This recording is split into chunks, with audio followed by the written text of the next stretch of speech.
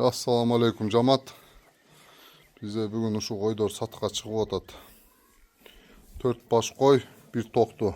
Bir koy egiz qozusu menen. Koydor densoluklar taza. Buyursa boz. Bu çeyniki kozular bölündü. Koydun aldı 8'ti şuna. Egiz qozunun enesi.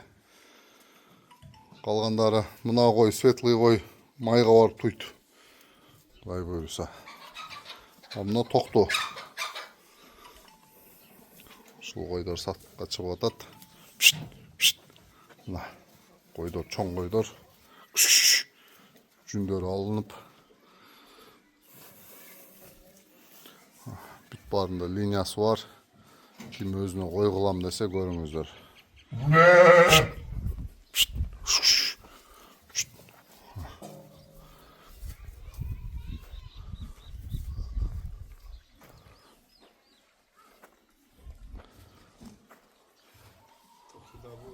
Qozular birösü erkek birösü urgaç. Kulakta koydor.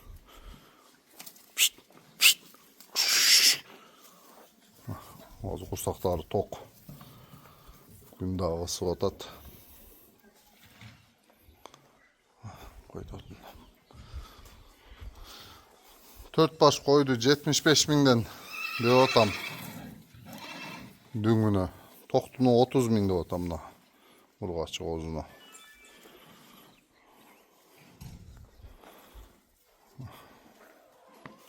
Çelinleri bir tura boçi.